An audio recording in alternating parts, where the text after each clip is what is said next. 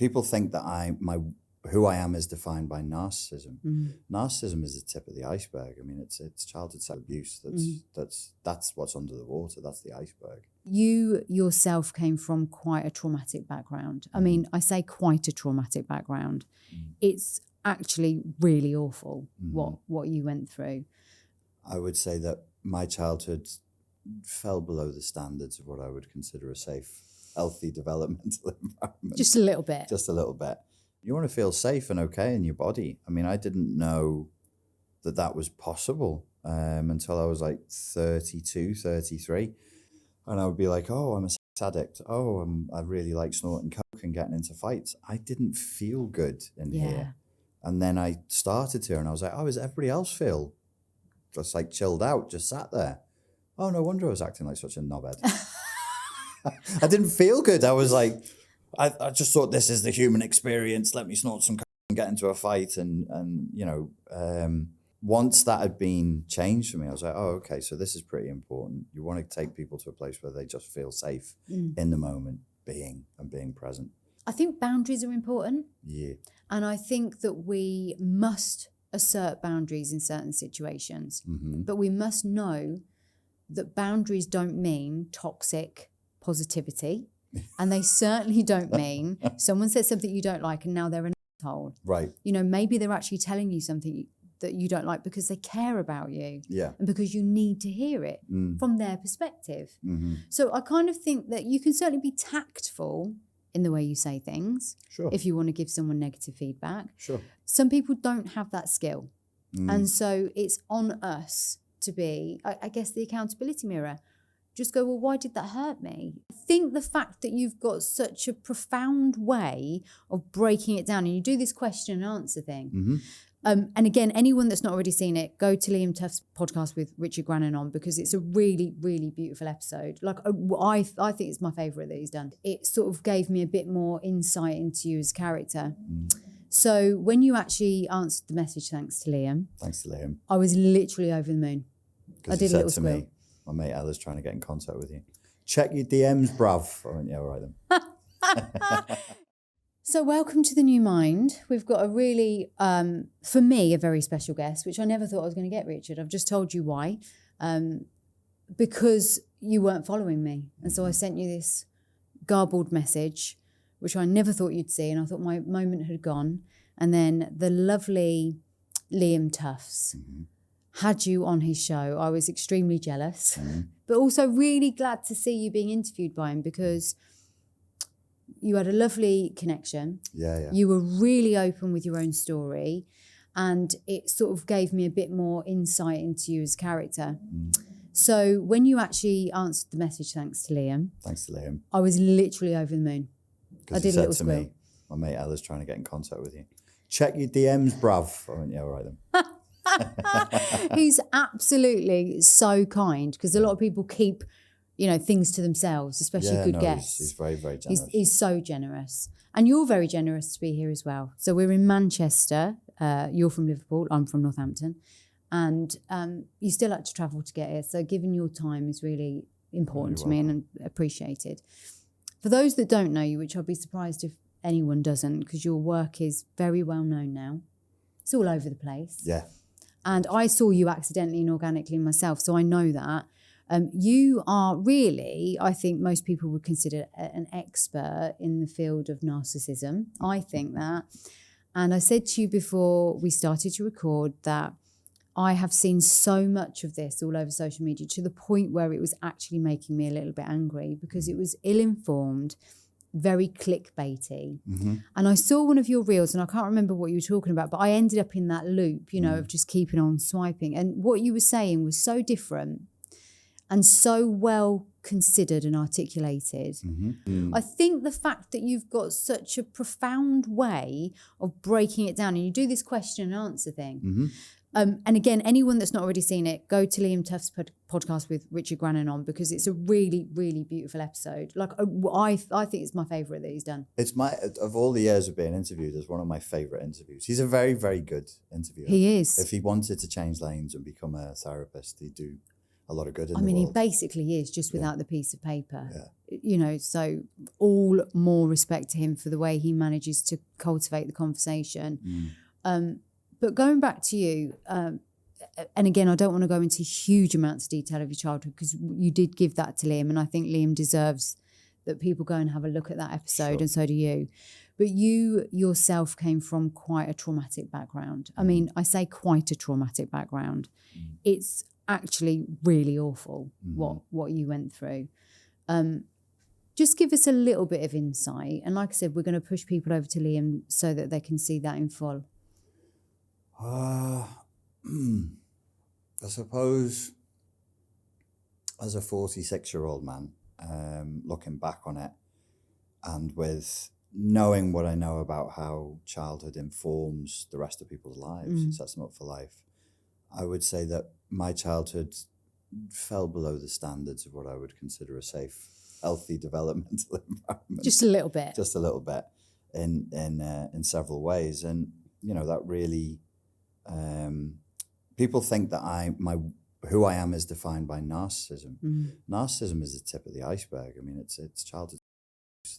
That's what's under the water. That's the iceberg. Narcissism is, you know, cute in comparison. Honestly, it's like, well, yeah, some of my girlfriends were really horrible to me, but this was a playing out. This was an echo of what I experienced in childhood.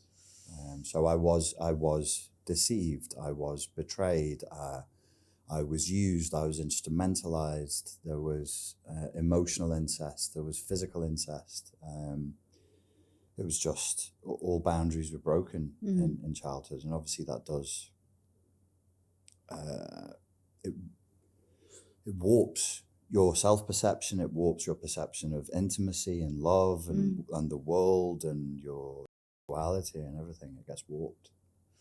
And people that follow me know my story, which is that it was my dad that me, and I know that's the case with you as well. So unfortunately we have that in common. We're also both 46. So obviously there's lots of things to be comparing.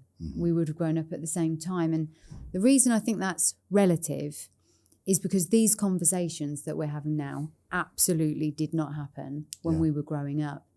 And if you tried to talk about stuff like this, it was often, in my experience, seen as you were causing trouble. Right. So the couple of times that I tried to talk about stuff, I kind of said, "Well, I'm joking," and then it was like, "Well, you shouldn't do that. That's naughty." You know, it's that kind of thing. It was never taken that seriously. So it wasn't a safe time to even talk about these things.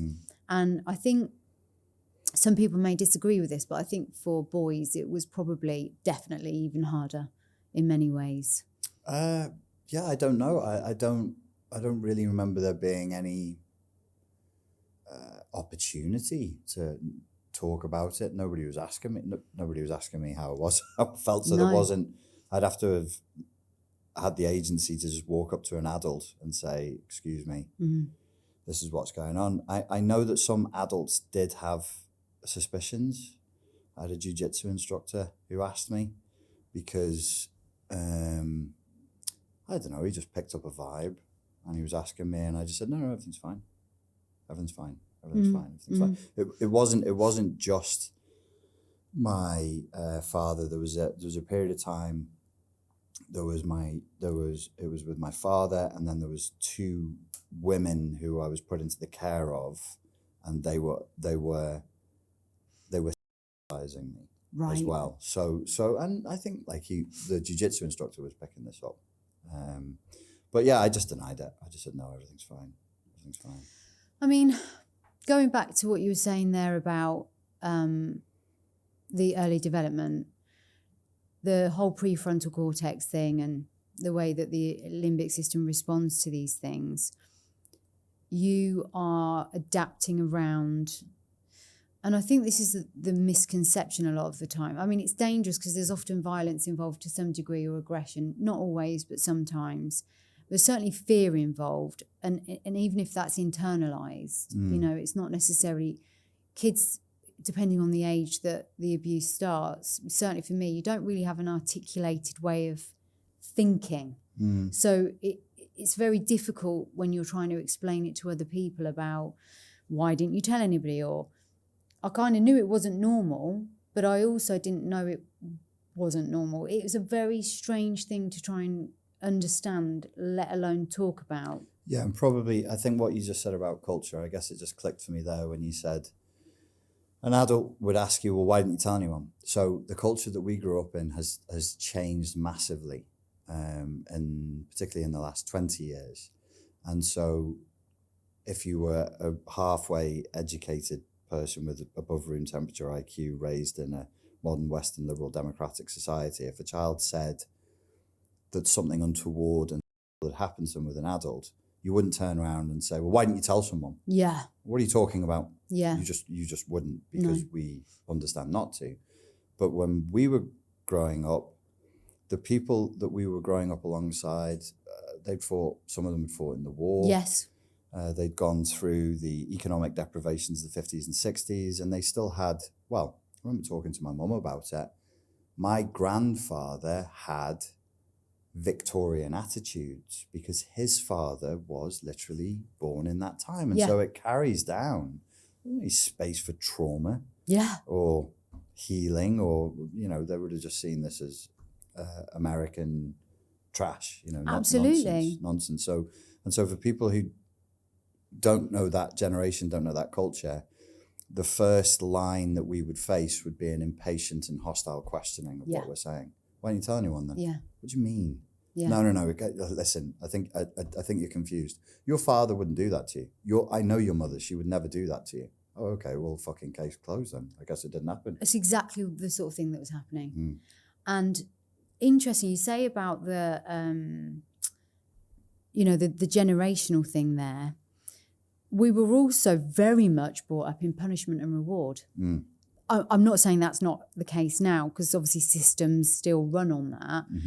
But we were very much brought up on punishment and reward. So if you felt there was a threat that you'd get punished, you obviously weren't going to do it. And punishment was harsher then.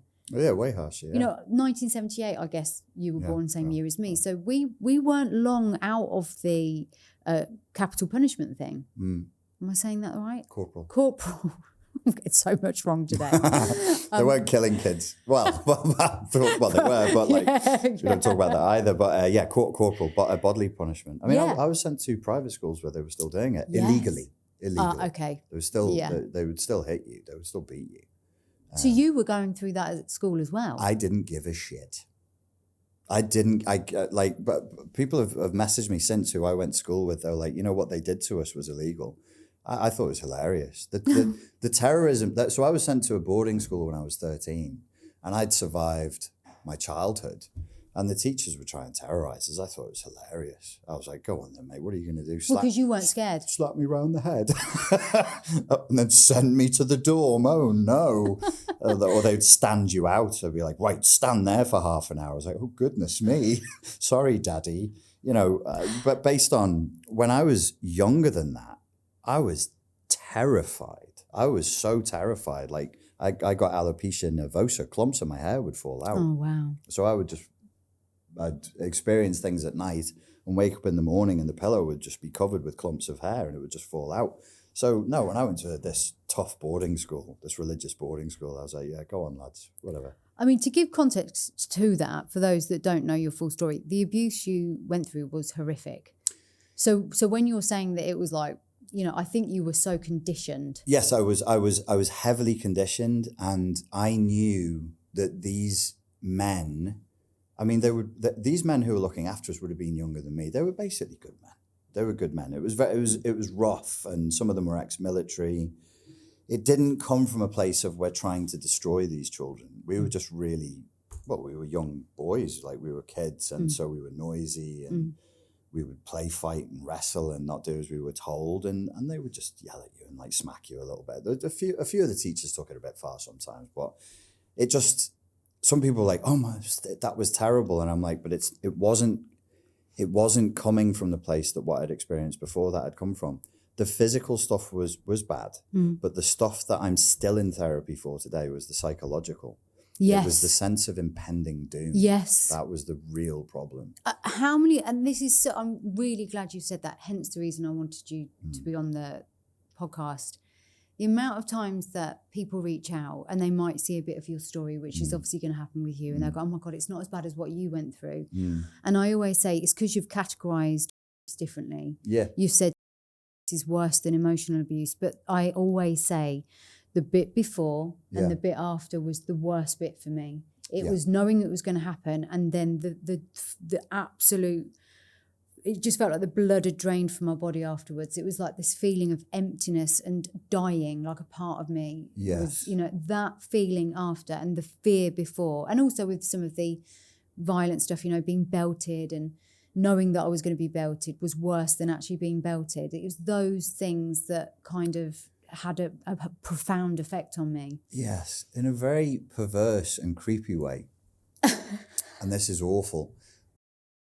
It tended to happen when things were good in the household. So being yelled at and being screamed at was, I think being screamed at was the worst thing for me.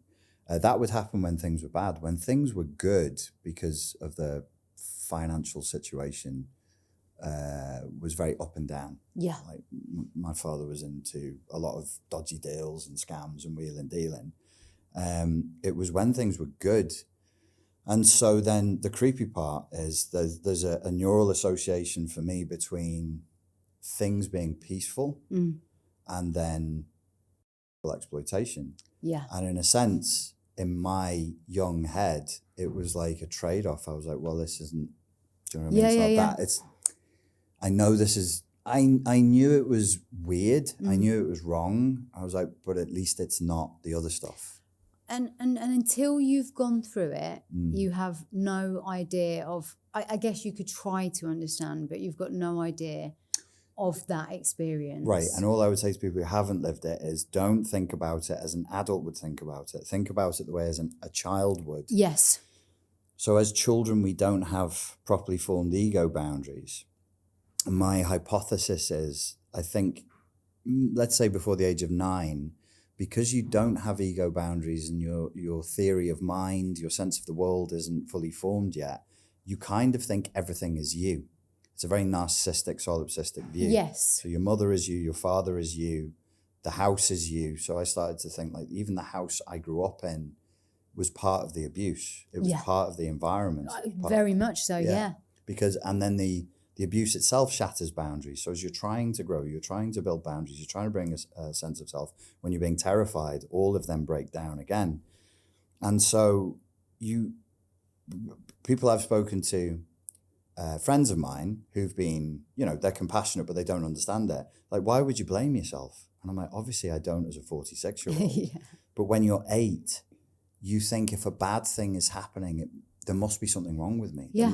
This must be my fault. Yeah. It's this very boundaryless, solipsistic, narcissistic worldview, which is the worldview being narcissistic is healthy. It's just a developmental stage. Yes. But that then needs unpacking afterwards, because I trying to figure out who did what to who and how should we feel about that, and then how can you get on with the rest of your life. It's an interesting point, actually.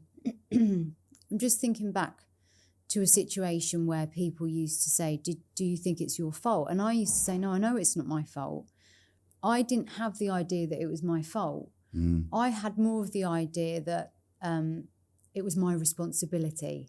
So in other words, this is happening to me and this is bad. I don't know what this is really, except for what it was. But it's my responsibility to now protect him because my dad was violent at times, but he wasn't doing it in a way that was a bit like you. It wasn't done in a violent way. The violence was violent, but this wasn't. And so I actually felt really sorry for him. So my thing was more about not blame, but guilt and responsibility, especially as it was me that actually said that he was doing it. So it was me that told, if you like. And I just felt, even then, you know, we're going back probably 7 years old, thinking, I feel really sorry for him. I feel really responsible for him. So that self-abandonment then turned into that awful thing, which is it's my job to fix everybody, which is both codependent and quite narcissistic. And I think that's... For the people in the audience who are hearing that, they're going to struggle with that. I know what you're saying. Yeah. I know what you're saying. It's coming from an ego-led place in a lot of ways. Yes, it is. Well, I can fix you. It's the expanded ego, isn't it? Of course. Because I'm responsible for everything, therefore I can fix this, which is the essence of narcissism. But some people might hear that and think, oh no, you're calling yourself a narcissist. No. Yeah. We're using psychological terms here. Yeah. It is narcissistic. Yes. To draw such huge boundaries around your worldview. It is a kind of a narcissistic defense in a way. It is. And what's important about that, and this is exactly where I wanted to go with you, because I don't think this conversation could be had with anybody else, if I'm being honest. I really respect your work, and I'm not just saying that to blow smoke up your ass. I really do, because I've not heard... Feel free to blow smoke up my ass.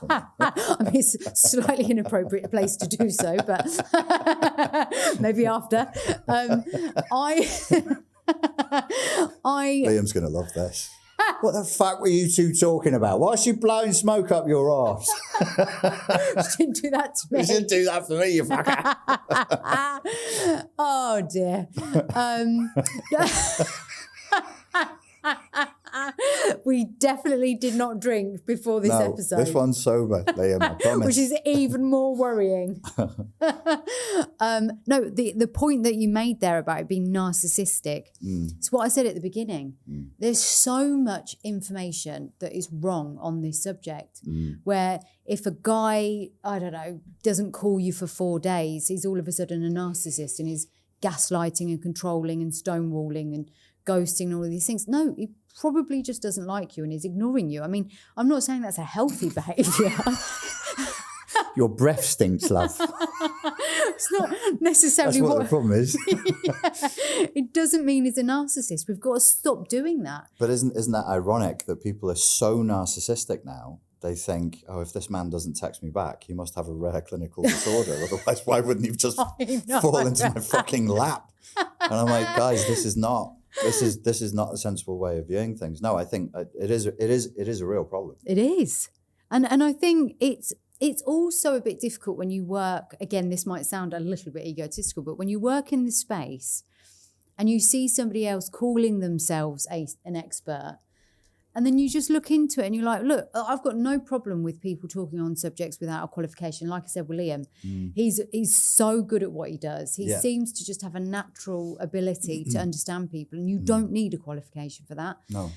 You know, if you're going to work professionally, you might need to be able to show that you've done something that looks like a coaching qualification or whatever. Well, so Liam's a perfect example of that. So you say, over the years, I've had this conversation with people. You've got qualifications. Okay, so people think I'm self-taught. And then I'll say, there's a psychotherapist who interviewed me at the beginning of the year. He says, you're self-taught. I said, no, I've got a degree in psychology. Yeah. He said, well, why don't you ever talk about it? I said, it's not relevant. It's not. How many people actually ask, really? It was a degree in behavioral psychology. The one thing it gave me the ability to do is to pick up published literature and read it. I'm not scared of, and I've even encouraged my followers, I'm like, just read the abstract. Yeah. Read the abstract and see if the person who's citing it is trying to pull the wool over your eyes. In order to be peer reviewed and published, it needs to be legible by normal folk, by lay people. Yeah. If it's too out there, it can not always, but it can get rejected. So don't be scared. Don't be scared of the science. Don't be scared of published literature. Just get in there. Apart from that, a degree in behavioral psychology has nothing to do with narcissistic personality disorder. So there's being credentialed, and then there's being qualified, and then there's also another thing which is called being capable. Now, you and I know therapists who are highly credentialed. Yes. They're not really qualified. Correct. And they damn sure aren't capable. Absolutely. Whereas somebody like Liam, when I spoke to him afterwards, I was like, listen, when I have coaches, the one thing I ask of them, they have their own qualifications and their own background. And I said, look, when you sit with the victim of narcissistic abuse, or they have childhood trauma, there's one rule I have for you. Don't flinch. Yeah. Never flinch. Yeah. Whatever the client gives you, even if you've never heard it before, if it triggers something in you, back into therapy. Yeah, absolutely. You deal with that. Yeah. Liam don't flinch. No, he's not trained, but he doesn't flinch. You say anything to him and he just goes, right. I know. He stays present. He's looking at you. He's listening to you. He's present. So engaged. That's Like people who want to be therapists go and watch Liam Tops. Yeah. Because that's what you're supposed to do. Yeah, And you're supposed to be unflinching. Absolutely agree. And it's one of those things that I think you have to have more than, I mean, I'm not saying you should be, I have to work to an ethical standard. Of course. And I have to have a place where people, if they wanted to, could go and complain or ask questions, and that's fine. And I get that, and I think that's important for a lot of people. Yep. But I don't think that is what makes me successful at what I do. And it's exactly what you're saying. And the reason that's important is because, and the reason I think Liam's good, and the reason I think I responded to you the way I did, is that there's a curiosity and an ability to really want to hear the story and really want to hear the person. But not just that, I think it's wanting to have lots of different perspectives of the same thing. Yeah. So that you can actually make again, anecdotally, I think we collect a lot of information from the people that we work with, but it's so that you can have a broader perspective. And I think anyone that's coming from a very specific modality or anyone that's coming from a very specific way of being taught, and a lot of colleges and coaching qualifications say do this, they don't allow you to have that more malleable approach. Yeah. And I think what Liam does is he just kind of is able to fold around you. And you know that I get that that's probably the way you work as well. You're folding around, because I've seen you answering questions. And I also like that when you're answering questions on the question and answer reels that I've seen, you won't answer questions that you don't know. Right. Like you don't try and be the cleverest person in the room. Do you know why that is? I'm a big fan of Jordan Peterson. I love Jordan Peterson, but every once in a while I think, I wish he'd just say he doesn't know. Yeah, I hear what you're saying. You could say something, what do you think about climate change? What do you think about astrophysics? Well, the thing is, and I'm like, Jordan, just say you don't know. Brilliant on psychology. Yeah. Probably one of the best public speakers in the world on psychology. Yeah. But then he gets lured into it. So I'm like, okay, so you to you, me to me, remember, it's okay to say I don't know. And again, it's a really good skill to have. Right. It's because it's so easy to want to please, to want to fix. And actually you've got that really, I think, mindful awareness of stop. And I do frequently say to people, go and get help from a qualified licensed therapist, and then I'll give them a protocol for finding one. Say to them, you can interview therapists, you're allowed to ask for a 10-minute Zoom. If the therapist doesn't want to give it to you, that gives you an answer as to what type of person. Yeah. All of this, I don't say throw away licensed therapists. I just say just interview them, and probably you should go through a counselling directory. Sure. At least that person has had the discipline to do the work. At least that person has got the qualification. I'm not throwing qualifications away, but it's just that reminder. There's the credential, there's the qualification, there's the capability, and sometimes, as we say, they don't always overlap. But I'm a big fan of therapy. I find myself defending therapy more and more these days. I think again, it depends on your relationship with a therapist. It depends on your That's personality. key, right? Yeah. That's the number one thing. Is your Absolutely. relationship with the therapist. And also what you've experienced before and what you may want now. So some people don't want straight talking therapies, and you may know I use talking therapies as well as EMDR and hypnotherapy, and some people are positive about those experiences, some people are not, but I'm always very honest, I blend. So I very rarely use EMDR as it was taught. I use it as a blend with hypnotherapy more often than not, and it works really well for the people that I work with. There's something that I have to say about psychotherapy, and especially I see this on Instagram sometimes. I used to work in martial arts, and in martial arts, it was like karate's better than judo, judo's better than boxing, and then all the boys come in and they have a little winky comparison contest over it. And I always used to say, like, you've got one body, you're a human being, you get into a fight. It's not like you have, I don't know how many martial arts there are in the world, 800 martial arts. There's not 800 different fucking ways of doing it. No, you're right. When you're actually in a fight, you've got maybe two options. Yeah. Go this way, go that way. Same with therapy. They shouldn't be rigidly dogmatic schools that is like CBT is better than transactional analysis, but Gestalt is not. And I'm thinking, this is the same crap. I don't mind saying in the martial arts world. Yeah. But see, like qualified therapists, I know. they're arguing on Instagram. I know. I'm like, guys, this is your public profile where you go there and it says LCSW, doctor of what? What are you arguing over? I know. These are systems. At the end of the day, it's a person. I don't know anything about I don't know, Gestalt. But I'd rather be with a Gestalt person who, my guy's a transactional analyst, but somehow I found him. His father grew up as doing bare knuckle boxing. He's from the East End of London. He worked a little bit for the Craze as an enforcer, died at 42 because he loved crack. Wow. His son is my therapist, and we get on. We have a right old time of it. It's lovely. So you love the Cockneys. Yeah, I do. I like people who've lived a bit. I mean, and his son obviously followed in his footsteps. He wasn't. He was like a more regulated version of his father, so didn't do bare knuckle and licensed. He did licensed, and he fought properly with the gloves and everything. He didn't go to crack, but he had his time with MDMA and all. He's the same age as us, so through the 90s and all that. He's lived a bit. He's been around. He's had scraps. He knows people.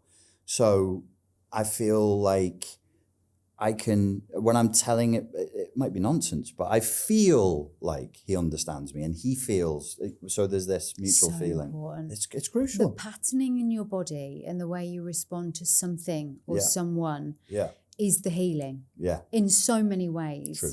Because I think we could clinically diagnose loads of different things, and I've probably been diagnosed with quite a lot of them. I've given most of them a go. Why not? You only get one life. So then when you look at, though, the fact is that I think ultimately beyond abuse, beyond everything else, it wasn't feeling seen, heard and safe. Yeah. And when you were able to provide that space for somebody and their body actually feels that. So it's not just I'm doing therapy. It's like we get each other. I feel safe with you. Yeah. It's so important because that's where real exploration can actually happen. 100%. So I started out as a martial arts instructor, and I would always say, I'm going to work with this client and I'm going to design their martial art. It's for them. Same with the therapy. When I used to do coaching, which I don't do anymore, every single client is going to get their own tailor-made system for development. Session 1, I'm not even starting to do therapy. I'm trying to unlock the body. I'm trying to unlock the state. It's because they're scared. They're sat in front of me and they're like, you're going to make me cry about my mom and then I'm going to be feeling humiliated. And I'll just be like, no, we can sit here and tell cock jokes if you want. Cock jokes? Fucking hell, why would it? But whatever it takes to break the pattern, interrupt it, let my state transmit. So whatever we're talking about up here, my state is, you're safe here. It's fine here. It's all right. Yeah. This is an unusual place where things that used to terrify you now seem funny or seem weird or seem a bit wacky. And we can try different things here. And it's not a strict place. It's not a judgmental place. You can let your guard down here. And I can watch and look and see the state change. The color in the cheeks begins to flush. The breathing patterns change. And they forget that they're doing therapy. Yeah. That's what a good interviewer does. They make you forget you're doing an interview. Yeah. That's the real magic, like you say. It's the patterning. It's so internal. Important. Yeah. It's very, as a mother who's had a baby, I often see that and I go, this is kind of that bit where you know that the nurturing is happening. Yeah. And that is something that most people, especially of our age group, probably have, not most people, that's not fair to say, a lot of people have missed that little bit. Yeah, probably. I think it's fair to say. I think you can see it on people. You can see it. Boomers are weird, and then Gen X. We have our own issues. There's like a bit of a love deficit. We could get into generational psychology. So the boomers are the way they are because of the way they were treated as children. And that has a lot to do with the war, like you say. A lot to do with the war, the recovery from the war, hyper-sentimentalization. Oh, we all thought we were going to be killed or we'd all be speaking German. We're so grateful that we're not. Here's our wonderful children. All these good men have died. You're going to replenish that. They were special. Yeah. And they were held in high regard by people who were very traumatized and extremely grateful to have children. Yes. That turned them into little narcissistic shits. It did. Not all you boomers are. But, this whole idea of whoever dies with the most toys wins. Yeah. We associate that with the boomer generation for a reason.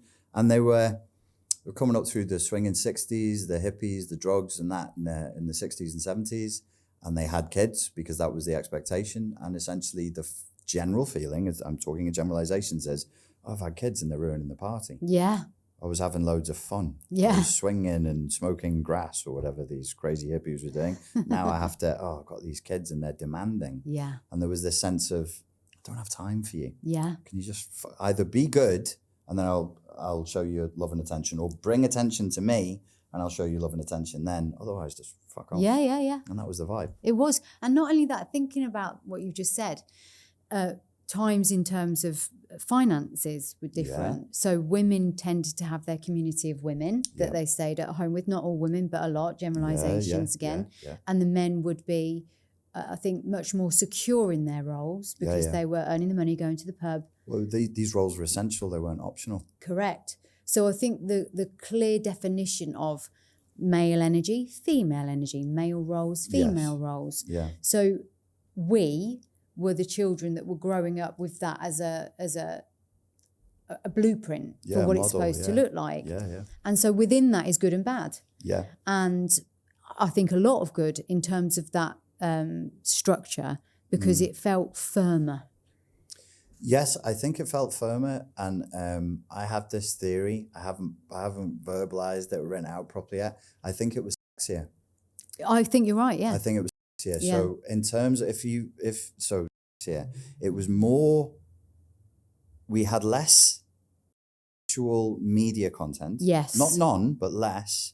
But interpersonal eroticism and sexuality was much more free flowing. Yeah. So now, what I try to convey to younger people who ask me about dating and about sex lives and stuff, I'm like, you're living in a very difficult time. Oh, it's so difficult for them. I mean, their whole perception of sex, their whole perception of intimacy is very, very warped.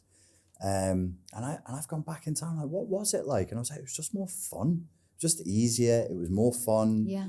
I think in certain regards, we had a much, much easier time than they're having now. I think so. And the sexuality issue, there was still polarity. Yes. There was discretion. There was privacy. Yes. This thing of us all carrying recording devices, I think it terrifies them, and it should. Yeah. Because you don't know what. You could be humiliated. You could be exposed. You could be recorded, making you weird sounds.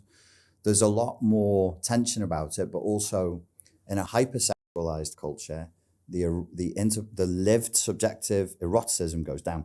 It does, yeah. Because what are you stimulated by now? Well, it's the dopamine response, isn't it? Burnout. You think Yeah. my first access to porn was on bin day. Okay. And, some man up the road had obviously got rid of the one that he'd used enough, too much, and it was on the street. And so you'd go to the shop to get your penny sweets, and there'd be a woman, full-blown vagina. Yeah. Staring in your face. You'd be like, oh, what's that? And then you go, oh, that's a bit naughty. And you'd walk on. Yeah. Some boys would pick it up. And that would be kind of the most exposure you really had. Yeah. Now, like you say, I mean, it's everywhere. Well, it's 4K streaming, every single niche you could dream of. And it's in your sweaty phone that's in your pocket. You just pull it out. I know. How are any 13-year-old boys not wanking themselves? I would have killed me. I would have wanked myself blind if I had that in my... You wouldn't have got me you wouldn't have got me out of bed. I would have been glued to the bed with spunk. Just a river of jizz gluing me down. Get up for school. I can't Mum, I can't move. I'm stuck. Literally. I just think there's just, I mean, the dopamine response, the self-perception, the perception of way people think they're supposed to go. They're entrained into voyeurism because from an early age they're watching people have, and they're entrained into performance. Yeah. So they'll be like, well, I do this and I do that. And I'm like, we just didn't talk to each other like that. No, you just didn't. You're all yapping. You're all signaling and yapping. Just go in a quiet, dark room where there's no other people and touch each other. And don't worry about whether you would get likes for it or whether it would look cool in a video or whether I feel sorry for him. I do as well. And I think you're right. I think because there was always more of a, not that this is always a good thing, but you kind of had to deal with the rejection more as well. 100%, yeah. Because, a boy would ask a girl out at the disco, and if she said no, that was in front of everybody. You've got to learn to deal with that very, very quickly. Yeah. There is no kind of just ignoring each other via Snapchat or whatever. Yeah. You have literally been publicly humiliated. Yeah. And you are going to learn how to manage life because of that. Yes. Because that is a really useful lesson. Yes. We all need organic rejection. Yes, rejection is a form of negative feedback. And I think as a culture, when we seem to be moving towards this idea that all forms of negative feedback are bad. Yeah. But as a therapist, you know that, well, okay, let's take negative feedback out of therapy. What are we doing? I feel like this. Good. I think the world is flat. Well, then it is, because I'm just here to validate. I think I'm Napoleon. Yes, then you are. Is that how you feel? Well, your feelings, yes. Though you're totally Napoleon Bonaparte. It's the lack of critical, the fear, the hatred, the loathing of negative feedback. Also, big problem. Massive problem. Which rejection is one. I am born from negative feedback. Like literally without it, I would probably be homeless because it's what drives me. And I think there is a space for negative psychology. Like, let's dip into it a little bit. Like, it's really, I've got a really good friend actually who is ex-military and he's gone through ever such a lot, but he's very much somebody who will tell you the truth about who you are, whether you like it or not. Everybody needs an ex-military friend. I believe that strongly because grab a vet. We'll start a new charity. These vets have nothing to do. Grab a vet, we'll call it. Just go and tell the truth to people because it's good. But actually, it's really, even though I do the job that I do, and I think people think you're obviously going to be really like grounded and sorted. Sometimes you need someone to go, you need to let go of control. You're being too controlling. Yeah. You need to stop trying to fix everybody because you think you've done the work and then somebody sees it. And if it triggers you, instead of being angry with them, say, this is a really useful opportunity. Like I'm feeling a bit embarrassed or ashamed, and that means you've hit a nerve, and that means that I've got some work to do, and thank you very much for the gift. Other people are like, no, they said this, and we live in a culture where it's just throw them away then. They've given you a bit of feedback you don't like. They must be an awful person. Now I see why this narcissism thing is a bugbear for you. Yes. It's a rejection of negative feedback. Yeah, Okay. I struggle with that because I think I think boundaries are important. Yeah. And I think that we must assert boundaries in certain situations, but we must know that boundaries don't mean toxic positivity, and they certainly don't mean someone says something you don't like and now they're an asshole. Right. Maybe they're actually telling you something that you don't like because they care about you, and because you need to hear it from their perspective. So I kind of think that you can certainly be tactful in the way you say things, if you want to give someone negative feedback. Sure. And you can certainly come from a place of kindness, as you say it. Some people don't have that skill. And so it's on us to be, I guess, the accountability mirror. Just go, well, why did that hurt me? And I'm not saying that you have to do that with every single bad feeling you ever have, but I think we should try and do it sometimes. So the narcissism thing, I think, leans into that throwaway culture. Yes, it is. He's ignoring me. He doesn't like me. He's the problem. He's a narcissist. If I say that to my friends, they'll all go, oh, yeah, they're there. He is a narcissist. And it can't, I'm not just saying it's women that do that. Men can do that too sometimes. Why did you become... Let's have the interview about that. Why do you hate women? What is this internalized... Don't like boundaries. Internalized patriarchy. Calling you out. Okay, I have a problem. No, I've seen it. I mean, my following is well, actually, it's like 55%, 45% men, but the men are very, very quiet. The most vocal is the women. Yeah. And I see that happening, and it bothers me a lot. And it's not that I am sick of talking about narcissism. It's that I'm sick of feeding people's delusions. Yes. I'm sick of psychologizing the world, because as valuable as I know what you do is, as I know what I do is, it's got a space. It's for a particular place. It stays in the therapy room. People pick it up. They get it off TikTok. They get it off Instagram and go, that sounds cool. That's going to make me sound cool. Yeah. Then they put it in politics. Yeah. Then it's in the military. Then it's in your banking system. And I'm like, no. These coordinates, they're like sacred coordinates. They belong in the church of therapy. Please don't take them out. They work great with traumatized clients. They're shit. There is no situation where the proper coordinates for therapy is particularly useful. I was going to say maybe in relationships, maybe with an intimate partner. You might be like, this is a safe space of no judgment. So, okay. So then there's two areas in a human being's life where there's going to be maximal levels of intimacy. One would be a romantic relationship. The other one would be a therapeutic relationship with a therapist, and that's as intimate as it gets. Yeah, in this yeah, lifetime. it is, yeah. And that's where those coordinates belong. Yeah. Everywhere else, it's crap. Yeah, I agree. I think it's unsafe as well. It is unsafe. Yeah. It is unsafe. I have that problem with a lot of things that have been spoken about. I mean, ADHD, I was diagnosed with out of curiosity, but more really because I thought, probably am. But I think, again, the conversation around ADHD is interesting because I believe it's because of trauma. And it's really interesting because on my childhood form, I scored, I think, something like 86 or 87 out of 90. And she was like, you're definitely ADHD. I was like, well, I know my brain functions that way. So it's useful for me to know that because it's sort of, and also I'm perimenopausal. So the forgetfulness and the lack of executive function sometimes is for a reason. But I also know that from as far back as I can, as 5 years old, till 11 and then beyond, because things was carrying on in other ways, there was so much maladaptive behavior going on in my life, and I became maladaptive, that actually my brain has become shaped in that way. So I firmly believe that I have what I think is the trauma-induced ADHD symptoms, or, the Cptsd. So it's a very difficult one for me, because then what happens is people go, you're so ADHD if you do this, if you've got a messy bedroom. Well, yes, I have. But it's not just that. And also, if people go, oh, I must have ADHD as well then. Well, what if it's not? What if it's bipolar? What if it's something else? What if it's schizophrenia? What if there are so many overlaps with these conditions? And unless you're a forensic psychologist, you really can't speak on it. Again, it's dangerous to do so.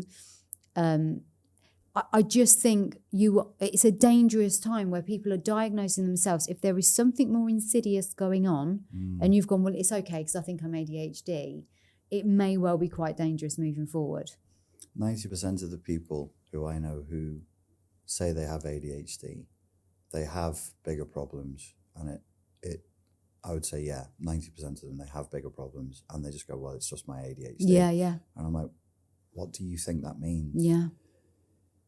In psychology, we don't have lab tests, blood tests, urine tests for specified clinical entities that are viruses or bacteria. Yeah. We have models. Yeah. Is there something called ADHD as a clinical model in the same way that there's something called NPD? Yep. Works, as far as I know. Yeah. Works for me. Are either of these devoid from Cptsd? I don't think they're much. I don't think there's much in the mental health world that has nothing to do with some kind of Cptsd. Absolutely, because again, going back to the generational stuff we were talking about, we know epigenetics and we know genetic expression changes and alters. And so the way I say it, because it's easier for people to digest, and you may correct me on this, I say it's like you're pre-coded really because of this genetic expression, and your environment in the womb is the first place where that genetic expression can get switched on or deactivated or lay dormant. And then as we go through life, it's likely that your environment will again switch it on, deactivate it, or it will lay dormant. So ultimately, that go back through, and what's the, again, this is all scientific talk which can change every couple of years, but they say that it's about 7 generations worth of genetic expression that we're carrying. Some are now saying 14, which is always an interesting thing for me because it's always in sevens, isn't it? Yes. Yeah. Everything seems to be in sevens. Well, there's like schools of magic and Sufism and mysticism where everything happens in 7 ages. So I don't know where they've got 7 from. And I don't know how you'd come up with the cutoff point and go, well, it's 14 generations back. What about the 15th? No, not that one. I know. It's too far. Yeah. But the 15th affected the 14th. Shut up. Stop it. Ruining my model. This is where I just go, it's just there's a lot out there which gets very, very questionable and complex. But at the root of everything, I think the point is that without trauma, the adaptations, and I suppose you could say extreme emotions of anything. If you're extremely happy all the time, then your brain will alter around that. But what that means, I don't know, because I think it's more a sense of positive response in the body rather than happiness. Because it is systems. It's your body's system. It's the cellular activity. It's all of those things that are actually more important in terms of the messaging and the circuits and the sequences. And, you know, the thyroid is quite important. If you're too stressed, your thyroid might get worn out a bit quicker, and that affects the brain. And, you know, so all those things that are diagnosed with a label. I'm not saying we don't need the labels. I'm saying ultimately, let's talk about what really happened. So there's two things I'm hearing there. Now, this is a therapy session. We're in a safe space. No judgment here.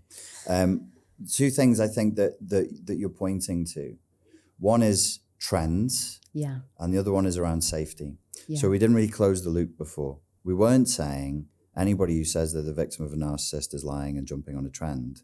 The safety point that we didn't close the loop when we didn't make is, if it gets to the point where saying he's a narcissist is a slur, yeah, and only a slur, and we are fast approaching that point, yeah, then what about somebody who is genuinely abused by somebody with narcissistic personality disorder? Yeah. They're less safe. Yeah, And exactly. we won't listen to them. No. Because this trend has meant too many people are jumping on the bandwagon looking for that particular slice of victimhood pie, that they don't merit it. It's not in that situation. I remember a long time ago now doing a course with people for Cptsd. It was an online course.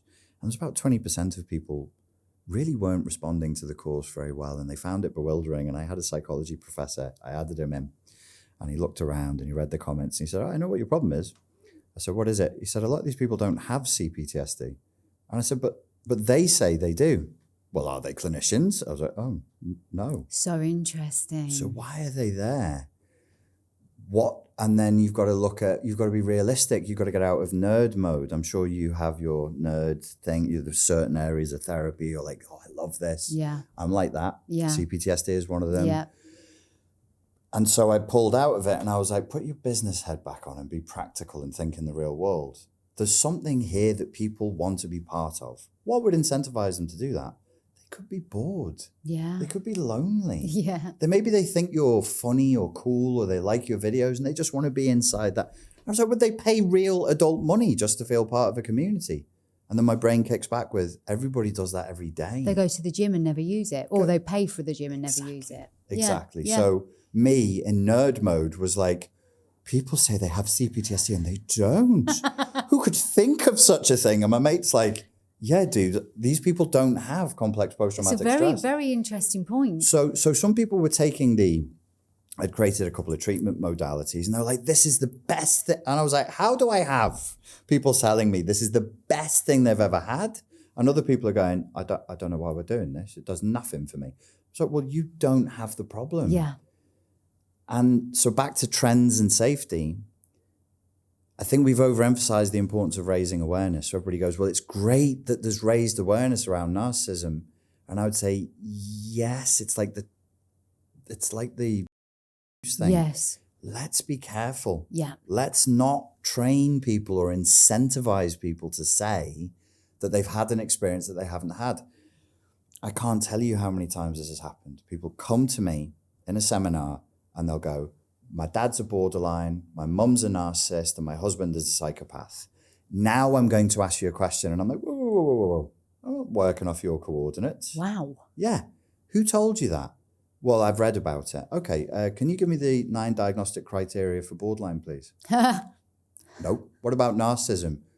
They're mean. I'm like, mean isn't a diagnostic criteria for narcissism. I could be mean. Yeah, right. I'm mean. If you don't feed me and I've not slept, like I'm a narcissist until I get my coffee. I mean, God damn it. But that's that. And then I'll say to people, you understand this is a permanent, pervasive and personal disorder that's devoid of context. We can put them on a desert island. They're the same. Yeah. This isn't about someone showing off in front of their mates, or they're in a bad mood, or they're on a come down from drugs, or they're grieving the loss of a loved one and they don't know how to handle it.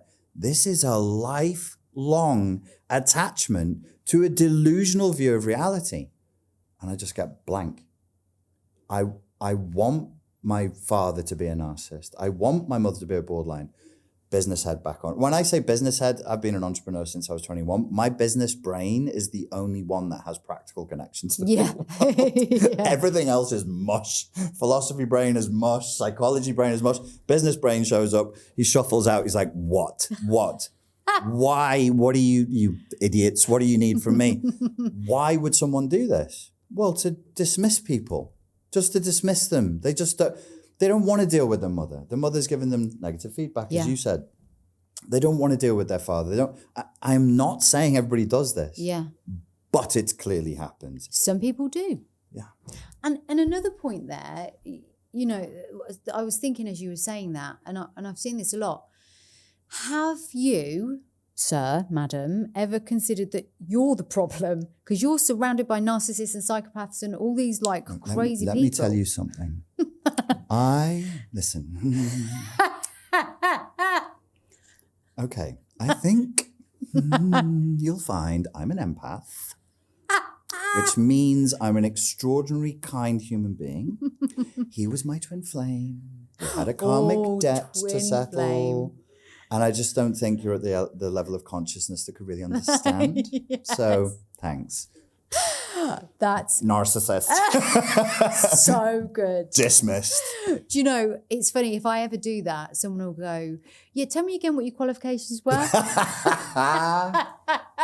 And they're like, can I see your credentials? Yes, here they are, off you go. But what's really funny about that is it's actually happening where people do that. They then go, no, it's not me. And they've got no self-awareness. And I suppose it's a bit of a bugbear because one of the things that I picked up from you when you did Liam's podcast was that you have studied out of pure curiosity, it seems, and not just studied, but travelled with that study. You know, that you spoke about that kind of twin flame thing, that you went through the whole, the spirituality side of it. You know a lot. I saw your brilliant podcast with both Adam, the Adam Imam, Colwick, the Imam, and obviously Tommy as well. Yeah, we want to stick them two together. I know.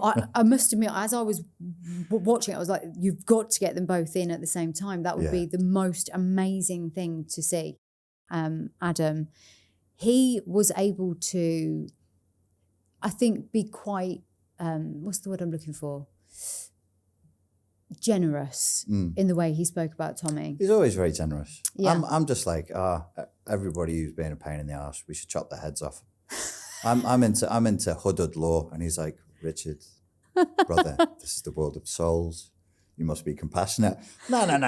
Kill him. Just kill him all. He's just like, you need to be more patient. Please brilliant. Be more. There was a story from the Quran where the Prophet said, and he was patient. And I'm like, all right, dude. I'll try and be. You can't argue then. He's gone into passages. I'm super misanthropic on certain issues, and I'm just, I can't be dealing with people. Adam's very, very kind. He's very, very generous. Tommy's very generous. Like, and this is this is again something really interesting about you, is the dynamic approach that you have to the human experience. Is that it's easy to say, no, all Muslims are this, or Tommy Robinson's that, and just but actually you go in and you investigate and you go, actually, I know you and I love you and I know you and I love you, and I'm just going to investigate and I'm going to be fair and hold that space. And it's what I said earlier about, you know, the whole Liam thing and the curiosity thing and the broad spectrum of information.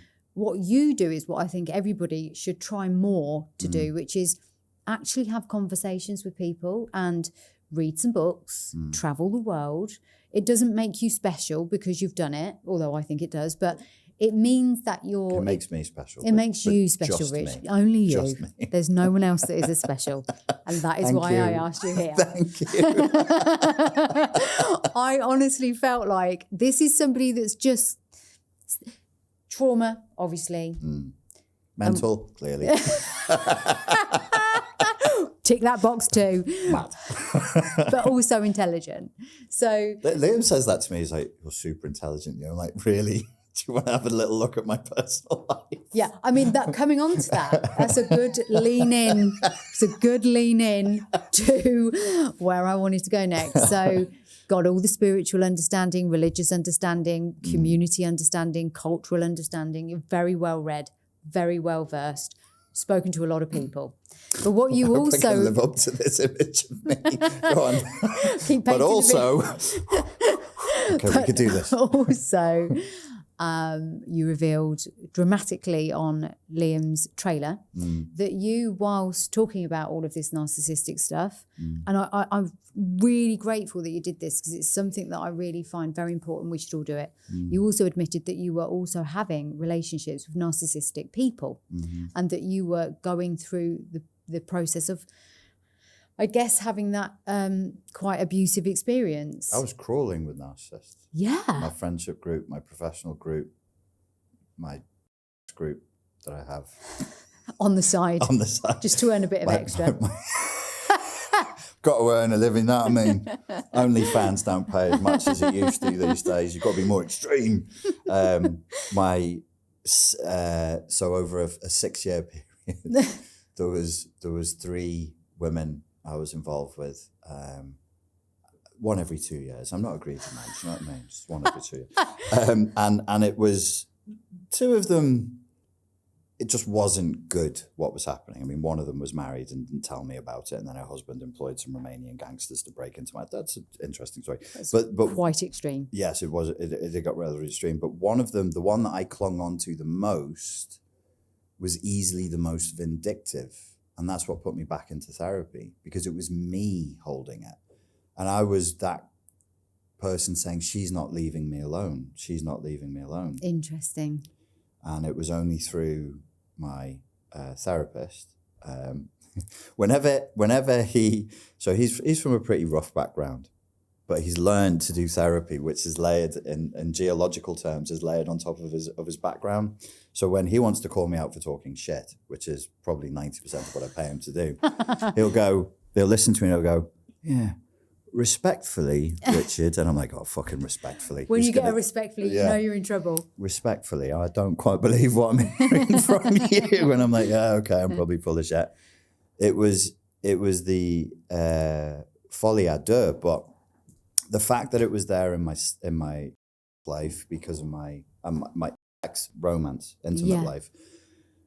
Looking back, I'm like, okay, that makes sense. But that was the story I used to live. It was only really in my romantic life. It's my mother, my father, blah, blah. No, it was everywhere. It was riddled. My friendship group, my professional relationships, none of them were normal. None of them were healthy. None of them were boundaried. Yeah. All of them were me codependently overgiving. They were totally non-equitable. It was just bad. It was bad. So my whole life was, whatever you think it was worse. Go ahead with your question. Wow. I mean, that's a way for me to go into it. So when you say whatever you think it was worse, I think what you've just revealed is quite a dark side to the people pleaser. And this is why I kind of brought it up earlier as well, is like full disclosure. There is a real, the martyr and then the resentful side as well. I've given you all of this and here I am bereft of any love. And the story that we tell ourselves, because we know that, is the world that we live in. So it's this self-perpetuating bullshit. And I think that's why I'm so allergic to it, because I kind of, and occasionally still do live in that loop of self-perpetuating bullshit. And so no wonder I'm triggered by other people's, because it's there. And you spend a lifetime, and it's one of the key things that I understood about feeling guilty and feeling responsible for my dad. And I still do. When I talk about him like this, he's alive. It's not like he's dead. And I still think, oh God, but poor him. And I often say, and I do believe this, by the way, that by understanding and understanding it as part of the human experience, it's not about forgiveness. It's just about going, oh, it kind of makes sense, from a primitive level, from a trauma level, from a control. It does make sense. And when you can make sense of something, it can be a problem, because what you've done is you've taken responsibility for their behaviour, worked out what they've done and why, and now like, okay, so I've got that skill, I'll do it for everybody else. And guess what? You become a therapist. And, I used to, it's quite funny but sad. When I was growing up, I used to talk to myself in the mirror like I was having a conversation with another person. And it was the way that Because your parents weren't doing that. Yeah. Yeah. So it was the way that I survived, really, was to have these conversations with myself. Yes. You know, even like empty chair therapy, really. Yes. Yeah. But I was pretending to be somebody else. And anyway, it gets very complicated. But I was... It sounds healthy to me, oddly enough, because if you're not receiving that, there are parts of your brain that physically won't develop if you hadn't done that. So some instinct in you was like, I have to do this. I have to talk. I have to say something. Like Tom Hanks on the desert island with the That's right. volleyball. Which is one of my favourite, films, because it's... Of course it is. I mean... I will hug you afterwards. It's okay. It's over now. Winston! Oh, God, I'm revealing way too much. I shouldn't be revealing it with you because you're going to pull me up on it. Anybody else would just ignore it. What was that film? Castaway. Yeah, great film. Yeah. Did you feel Castaway and chat? No, I'm joking. It is just profound because, I've done it. Except for it wasn't a ball, it was a mirror, which again makes me quite narcissistic. But it's necessary. It's called the mirror phase, isn't it? You have to have feedback. God, what is it called? There's a school of therapy. It developed in London. And it's fairly modern. I think it's from like 2004. I think it's called mentalization-based therapy. I don't know this one. It's all the key theory was around babies and adults. You know this instinct we have? You look at a baby and the baby goes, and you go, bah. Yeah. And then the baby goes, ee, and you do it back. Yeah. Like there's some weird instinct in us as adults to encourage the bah, boo, bee, and the face making. Yeah. Why do we all do that? Yeah. It's key to their brain development. Of course it is, yeah. It's key, but we have this wonderful genetic instinct to look at a baby. When they look you in the eyes, they wave, you wave back. Your instinct, if you're normal, is to interact. Yeah. When babies don't get that, that's when there's a problem. Yeah. Autism rates are exploding. Correct, and people are sticking their eyes on screens where they should probably be on their... I don't know that that's the reason. Well, there's more and more evidence, again, it's same with ADHD, that trauma is a massive factor in autism. Right. But because we call them neurodiverse rather than mental illness, I think people are shocked by the fact that could be genetic expression, these codes. Yeah, we've got to get... I think you're right, and maybe we should emphasize that a little bit. We all have to get over this arcane idea that it is either nature or nurture. Yes, we do. That's A-level psychology from the fucking 60s. Yeah. Drop it. Yeah. We know so much more about... We don't know everything, but since... When was the big genome project? 2002? We know a lot more about genetics now than we used to. I mean, the last 20 years alone have just... I mean, you've got people like Joe Dispenza and Gabor Mate and all these, Peter Levine, and you've got... I can never remember his bloody name. The Body Keeps the Score guy, Van der Bessel. Well done. Bessel van der Kolk. That's the one. Yeah. See, again. Two brains working together. Yeah, mine not working effectively, yours working. You know what I meant. And then who's the other great one? Stephen Porges, polyvagal theory. So there's all these new things. I mean, that was 1990s, but there's all these newer things that keep developing. Yes. And I think, even people like Esther Perel, although she's not of that group particularly, just talking more about relationships and just educating us more. And I think she's got great things to say. She's brilliant. I love her. And also, neuroplasticity. That's only like 60 years in our awareness, isn't it? Yeah, I think so. I think like the problem is even clinicians make this mistake. Even university lecturers make this mistake. This Gad Saad calls it epistemological dichotomania. We're obsessed with splitting things into two groups. Yeah. Presumably because we have two halves of the brain and two hands, so everything is two. Yeah. Please stop thinking it is either genetic or environmental. Yeah. We are not built that way. Yeah, we're not. We are genes and environment. Yeah. Interacting, moving, flowing, inspiring, traumatizing. That we say trauma, it's a signal. It's an environmental signal, right? Correct. So show me the disorder that's devoid of a genetic component. Yeah. The creature who has the disorder is made of genes. Yes. How can it possibly be that there's... And show me the disorder that's devoid of environmental component. We just can't... We can't split it that way. There is no effective way of splitting it that way, and it doesn't. Because as you just said, the genetic expression is influenced by environmental factors. Just because I have the potential for a higher potential to develop narcissistic personality disorder, or more provable is psychopathy as a genetic, right? Yeah. Doesn't mean I'm going to go through an environment where that's going to get switched on. Yeah. But I have that in me. Yeah. I know it's there. Yeah. I feel it there. Yeah. And I'm like, I think I could do 3 days in a war zone and I'd be a psychopath. Maybe less. I don't think I need to see much breakdown of society to go into that.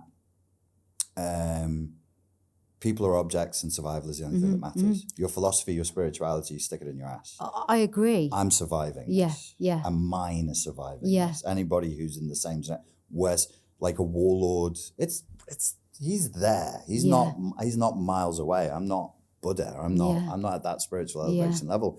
It's not far away, but we don't live in that environment. And I see it and I can keep it at bay. I can remember compassion. I remember empathy. I have Adam to come and tell me to stop being so mean about Lovely people. Adam. Honestly, I really like him. He's such a good guy. Cool. If you met him, you'd really like him. I followed him after watching that podcast you did with him. He's dead open. He'll talk to you about anything. Yeah. Any subject, anything you want to talk about, any issues around Islamic philosophy or Islamic scripture that you're not sure about. He's very well versed and he's very well traveled. Yeah. Very, very well traveled. So every interpretation of Islam, the different schools, the different philosophies, everything, he not only is educated on it, but he'll be like, I said to him, he's a pain in the ass. I said to him, there's a school of Sufism, Adam, you won't know about this one. It only exists now in Albania. And he went, oh, what, this school? Yeah. He said, no, I've been there. I've been to their mosque. Okay. Of course you have, mate. Why did I even say it? So, and he'll go, he's not scared. He doesn't flinch. You know, some people flinch. Yeah. I can't do that. Can't talk that. The first 18 years of his life, he lived as a British lad. Yeah. Just a British lad. He didn't, and then he reconnected. He says this in the interview, so I'm not talking out of school. He reconnected with his Yemeni father, his Arabic roots, at age 18. So he's lived 2 lives in a way that I feel like Tommy has. Yeah. Like these people who live in 2 reality tunnels, and it creates splits and it creates trauma, but sometimes from that trauma, it can create potency. It can create wisdom, it can create learning. Yeah. And it can be positively manifested. Yeah. And the interesting thing there is that I think you are a man of polarity. And I love polarity. Yeah, I can see that. And I think that's why, although I think there's so many different political discussions we could have around both of these 2 men, I think what on paper it is interesting about it is the polarity. Yeah. But actually, I think you could get them in a room and you would see that there actually isn't that much polarity at all. There would be some disagreements on certain things. Yeah. But I actually think, and this is why I was, again, drawn into you even before I saw those interviews. There was something about the way you managed the questions. It just lent into, this is more interesting than anything I've seen in this area. Right. Oh, that's very kind. Thank you. But I think that's your natural energy. I think my producer said that on the day from Liverpool Podcast Studios, and he grew up he's from Belfast. He's grown up with sectarian violence. Yeah. So he's used to this kind of animosity between religious groups, and he said that's one of the best podcasts I've ever seen. Yeah. Not just that I've filmed personally, but that I've ever seen. I was like, oh, that's cool. Thank you very much. I just think maybe it's the utopian people-pleasing therapist in me. Yeah. I think so much can be done with conversation. So much. Like just sit and talk and look. If I'm talking about the person and they're not in the room, and I'm otherizing them, which is the unsafe thing of calling people narcissists. Yes. I'm basically just dealing with my own shadow. Yeah, it's you me. are. All of it's coming from me and my Yeah. projections and my shadow, and I can create terrifying entities. And I think that's what a lot of people do with the Islamic issue, and it's media inspired and it's propaganda inspired, and then there's been horrendous incidents by Islamic extremists. But one of the things I tried to convey in that interview, because I've had Muslim friends since I was 13, Muslims are horrified by murder. Yeah, they're not on board with this. They're not on board with it, and when there is Islamic terrorism, the primary targets are Muslims by numbers, overwhelmingly, everywhere, every single group in the world. It's Muslims who are the first victims. So this is a conversation to be. Hopefully, Adam and Liam are going to chat together. That would be great. That's going to be cool. Yeah, I'm looking forward to that. Yeah, that's exciting. And actually, on this episode, I'm just going to link the 2 episodes for Adam and Tommy, and also the one with Liam as well, because I just think it's so interesting to have a broader perspective. It's so interesting not to just, the mainstream media thing is a concern. Yeah. And I think, I'm not going to say too much more on that because people get a bit funny about it, but it's a concern. And I think that this alternative media space, if done well, you don't have to agree with everything you hear. I'm not saying that, because I don't. I watch a whole vast array of people, Jordan Peterson being one who I like mainly, but some of the stuff I hear, I'm like, that's not for me. And then the same with, and this probably is a little bit controversial, but even with the likes of, what's his name? Can't remember his name now. He's probably the most controversial of them all. The bloke. Andrew Tate. Yes. Even Psychic. Just psychic. Do you know what I mean? Even with Andrew Tate, I definitely do not agree with the level of violence that apparently goes on there. But there are some things that he says that I'm like, fair point. Yeah. And I saw a really interesting interview with him and Candace Owens. And actually, again, I didn't agree with everything. Before people start calling me all sorts, I'm definitely not agreeing with everything. But there were good, valuable points raised about, particularly around masculinity and femininity, actually, because the problem that I think is happening is that whether it be with narcissism, whether it be with toxic masculinity, whether it be with this sort of extreme feminism thing, everything's so extreme. It is, and I just want to preemptively defend your point here.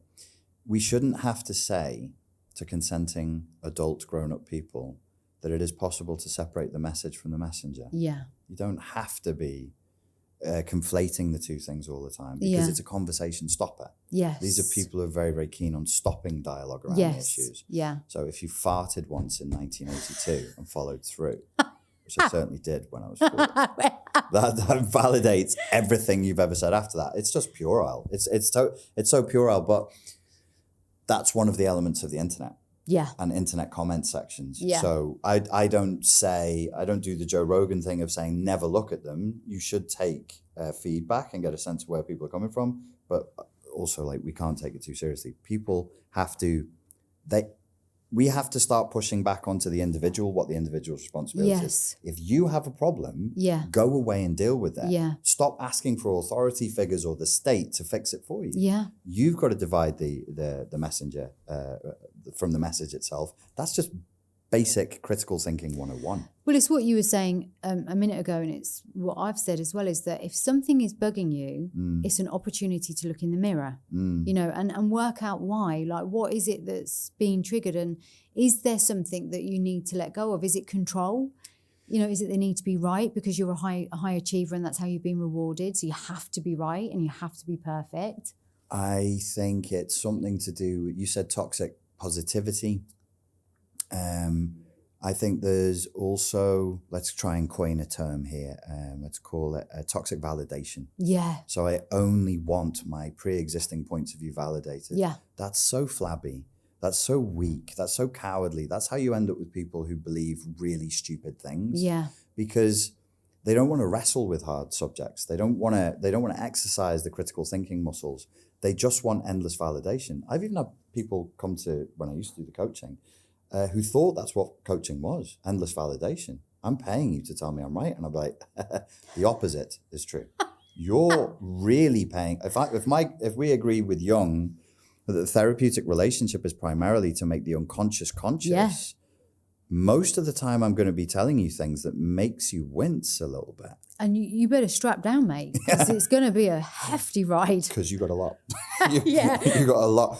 So I just wanted to say that about the validation thing. So then when people will see a figure who they think represents X, and then they've got this idea of who that person is, and then they just fire in with their automatic response. You shouldn't interview him. You shouldn't talk about him. You shouldn't this, you shouldn't that.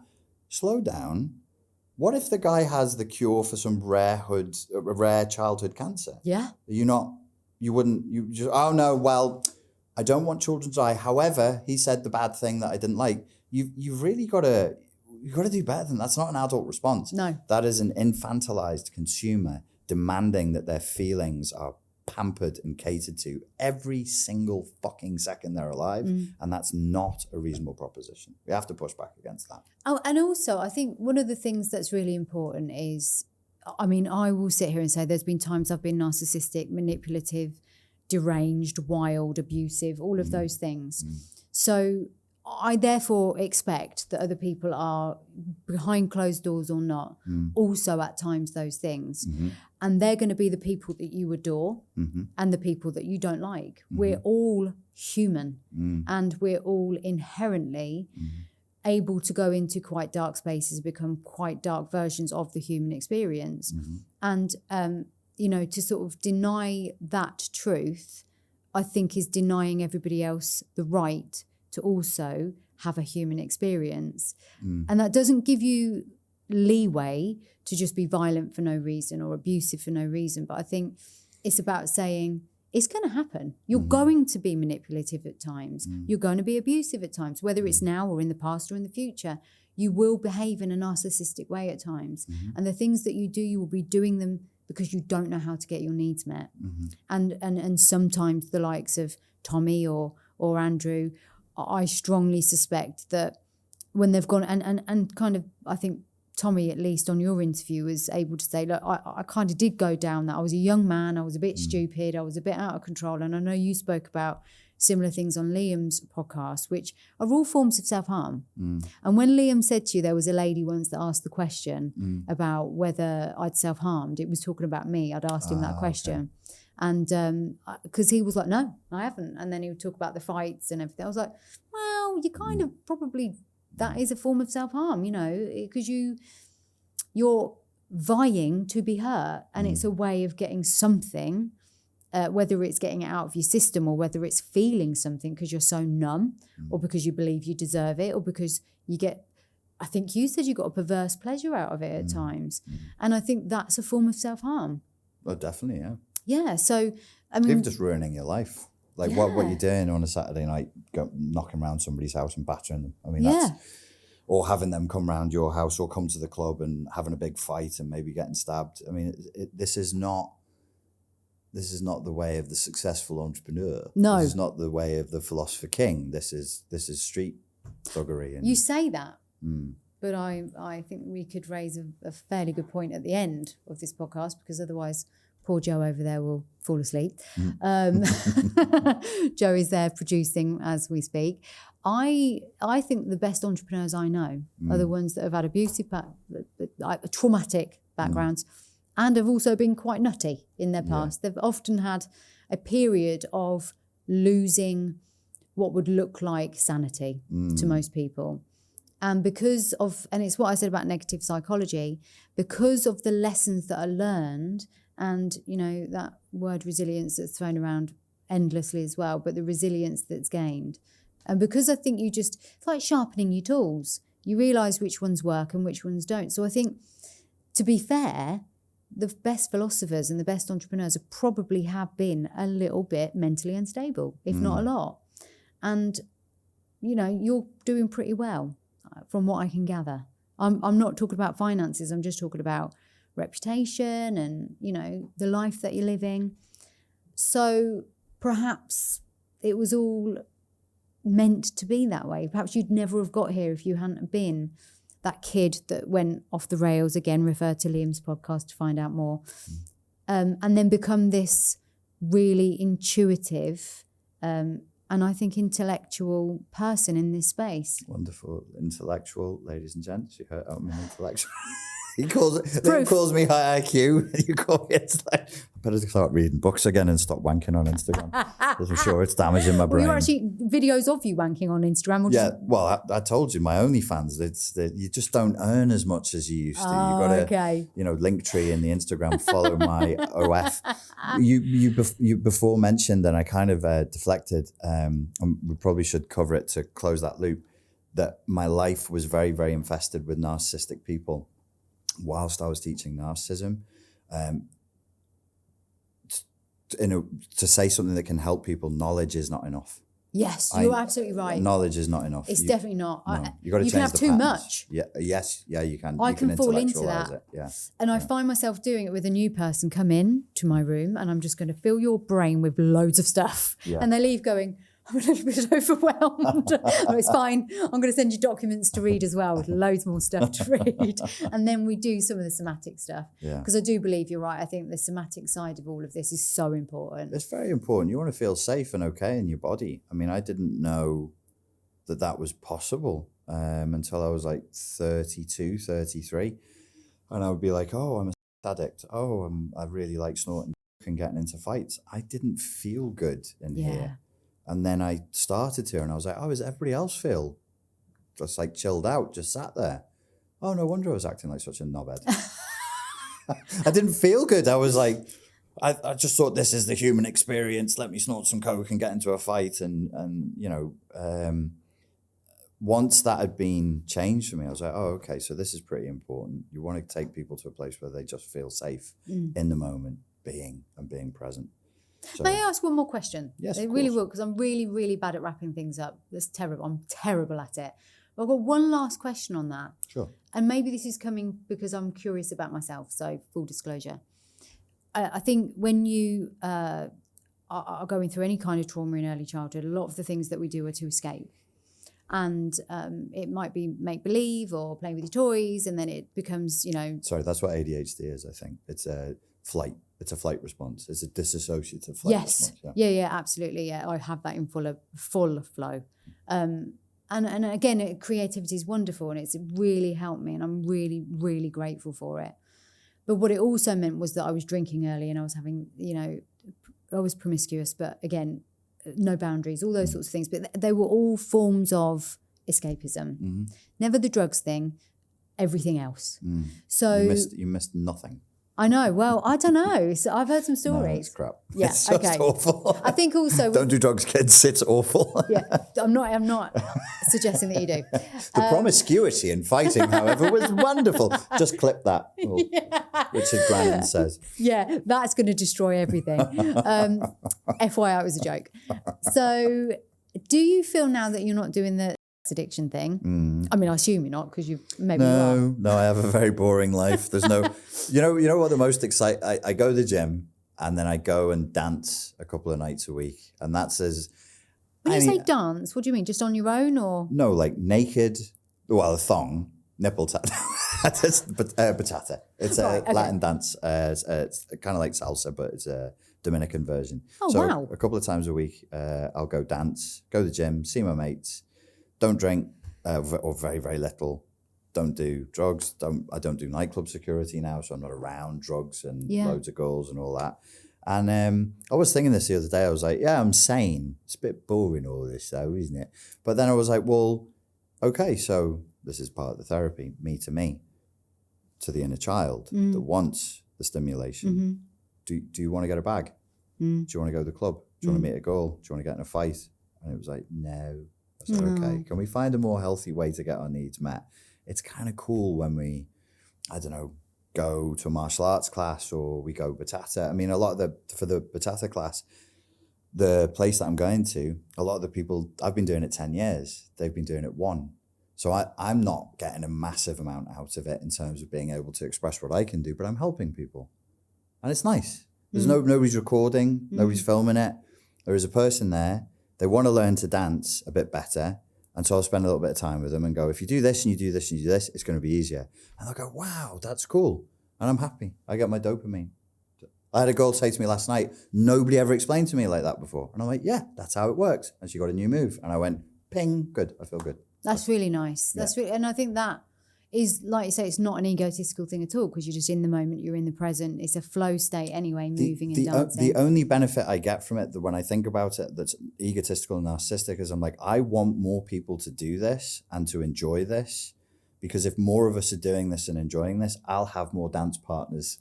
and less people will be just sat at home depressed. Dance is great. You've got a loneliness epidemic. You've got dating problems. You've got people with mental health. They're getting overweight. Learn how to dance. It's great. So the more people, if that spreads, it's like karma, isn't it? If that spreads And somebody who was at the point of going, oh, it's too hard, I'm not going to learn how to do this, something clicks for them and they continue doing it. And they then convince 3 other people, and you have like a network effect. It's so good. Yeah. It's the cascade effect of just spreading a little bit of positive, not toxic positive, but positive feeling. Yeah. Because you get that through, you don't have to, positive feeling comes from moving your body. It does, and it comes from contributing. We're tribal creatures. There's some genetic instinct in me that is like, if a member of the tribe, they're not really my tribe, they're just people, but my parts of my body and brain don't know that. They're trying to do something, they're not doing it very well, and they're kind of like, you see, they're exasperated, they're frustrated. All you need to do is just put some tension in your arm at this point, and the spin's going to come. And they look at me like, no, that's not what it is. And then they put some tension in the arm and they spin. And I go, that's perfect. And they go, is that it? And I go, yeah, that's it. Just joining the dots. And their state, they were frustrated, and then their state switches on, their body switches on. And they go, thank you so much. And I'm like, that's really cool. Don't worry about it. Do you know, that's the simplicity of it all, isn't it? Yeah. Is that when you're joining the dots in that really simple way for somebody, and you've said there, and I'm glad you said it, is the breaking the state.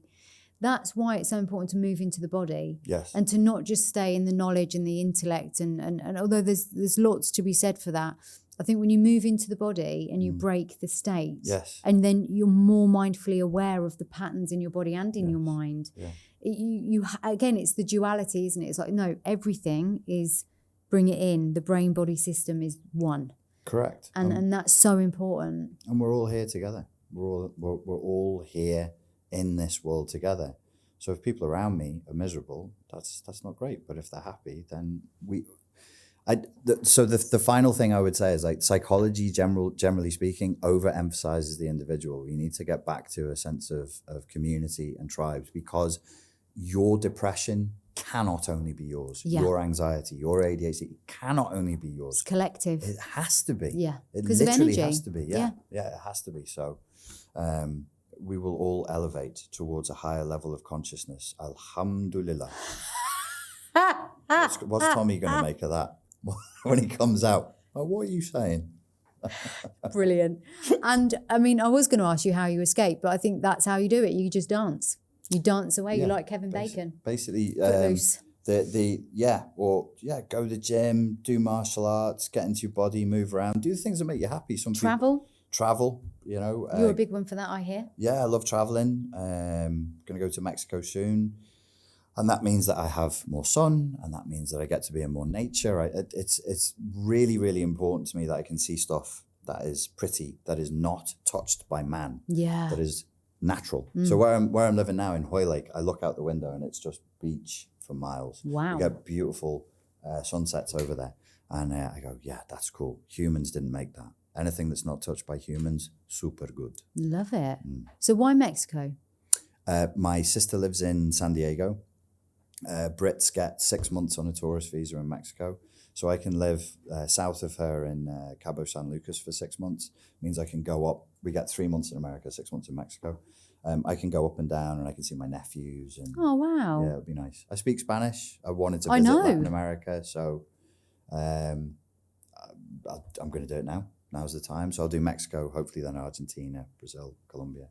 And I think just to really finish, that's a lovely note to finish on, actually, because it goes to show, like, when people do their kind of rabbit hole with you, which they will, because they'll hear you and they'll go, oh my God, who's this guy? And they'll watch all the podcasts. They'll see that actually your life has been dramatic at times, and that this part of it seems like you're just free of a lot of that. And therapy's helped a lot.